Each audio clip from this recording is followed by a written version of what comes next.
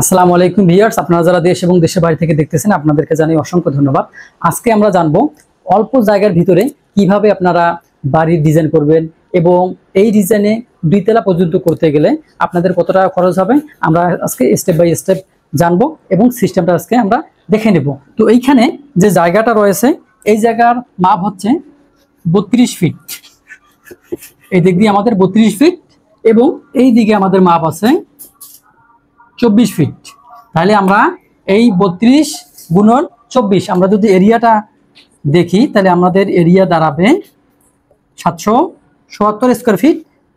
এই সামনের দিকে একটা পোস্ট আছে, এইটা সহকারে 777 স্কোয়ার ফিট জায়গার ভিতরে আমরা আজকে 3 রুমের সুন্দর একটি বাড়ি নির্মাণ করব এবং এই সিস্টেমগুলো আজকে দেখাবো এবং জানবো আমরা।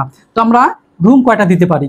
আমাদের এই সামান্য 770 স্কোয়ার ফিট জায়গার ভিতরে আমরা 3টা রুম দেব। ডাইনিং, ড্রয়িং থেকে শুরু করে কিচেন রুম এবং টয়লেট, এগুলো আমরা কিভাবে সাজাতে পারি।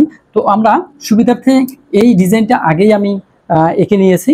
এখন আমরা কি করব, এইখানে আমরা একটা বেডরুম দেব। আমরা এখানে শুরু করলাম বেডরুম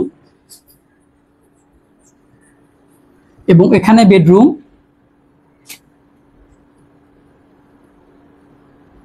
এখানে আমরা বেডরুম দেব। আমরা 3টা বেডরুম পেয়ে গেলাম। এখন আমাদের জায়গা বাকি থাকলো এই 2টা জায়গা। এখানে আমরা কমন টয়লেট দেব, টয়লেট, এবং এটা দেবো অ্যাটাচ টয়লেট। এখন আমরা কিচেন রুমটা কোথায় দেব? যেহেতু আমাদের জায়গা কম সেহেতু আমরা এইখানে আমাদের কিন্তু এই সিঁড়িটা শুরু হবে এই দিক দিয়ে শুরু হয়ে এখানে সে উঠে যাবে, আর উঠার পরে এখানে দরজা হবে। এখানে দরজা হবে, এই দরজা পর্যন্ত এই সিঁড়িটা চলে আসবে। তাহলে কি করতে হবে, এই সিঁড়ি আমাদের সামনে থেকে শুরু করতে হবে। এখন হিসাব করে যদি আমরা এই দরজাটা 3 ফিট দেই বা 3 ফিট 4 ইঞ্চি দেই, সেই জায়গাটা বাকি ধুয়ে আমাদের এখানে এই সিঁড়ির হিসাবটা করতে হবে এবং সেই হিসাবে আমরা প্রথম যে স্টেপ বা প্রথম যে ট্রেড রাইজার আমরা কোথা থেকে শুরু করব এটা হিসাব করে আমরা বের করব। এখন আমাদের কিচেন রুমটা আমরা কোথায় বসাবো?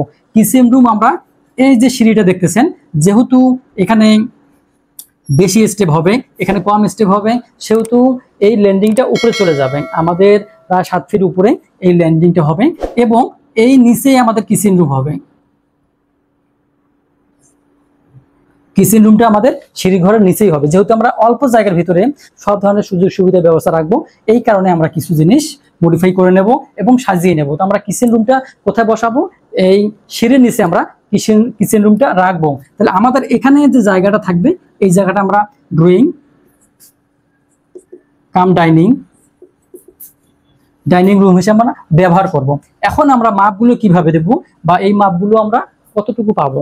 আমরা মাপগুলো যদি দেই তাহলে আমাদের যে বেডরুমগুলো থাকবে, এই বেডরুম 12 ফিট বাই হচ্ছে 12 ফিট, এখানেও 12 ফিট বাই 12 ফিট, এখানে হচ্ছে 12 ফিট বাই হচ্ছে 12 ফিট। তাহলে সবগুলো কিন্তু মোটামুটি আমাদের 12 ফিট করে চলে গেল। অর্থাৎ একটা রুমের আমরা যদি স্কোয়ার ফিট বের করি তাহলে 156 স্কোয়ার ফিট জায়গা, 144 স্কোয়ার ফিট জায়গা লাগবে।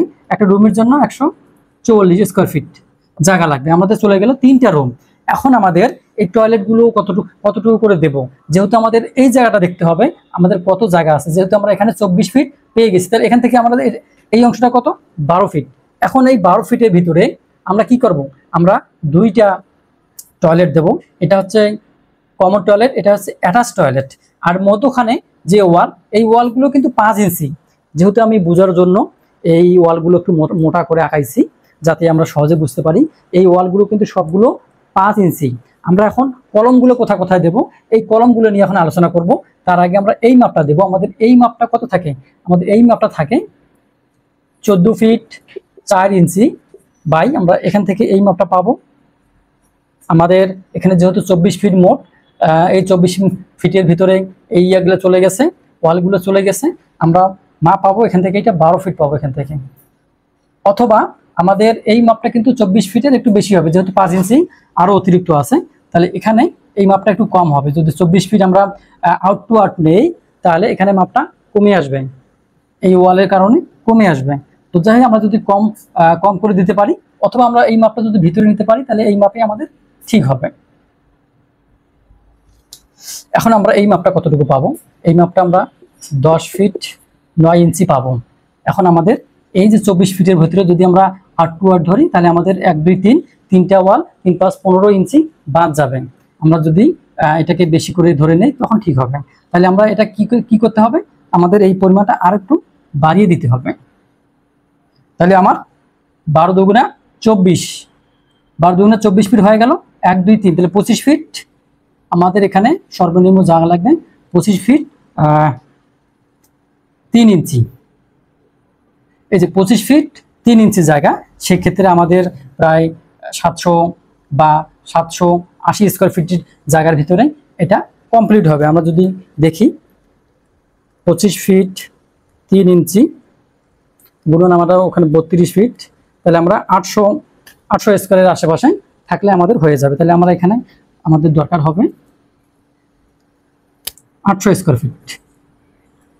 এই 800 স্কোয়ার ফিটের ভিতরে এরকম একটা বাড়ি আমাদের করা যাবে বা দেওয়া যাবে। এখন আমরা এই যে সিঁড়িটা কতটুকু পাবো? আমরা এখান থেকে এই সিঁড়িটা যেহেতু 32 ফিটের ভিতরে আমাদের এই অংশগুলো বাদ যাবে, 1 ওয়াল 2 ওয়াল 3 ওয়াল 4 ওয়াল, সেটা আমাদের এখানে থাকবে 6 ফিট 4 ইঞ্চি। আমরা 6 ফিট 4 ইঞ্চি মধ্যখানে যদি 4 ফিট আমরা বাদ দেই, 4 ইঞ্চি বাদ দিই, তাহলে 3 ফিট করে এক একটা আমাদের যে ধাপ, সেই ধাপের মাপ থাকবে।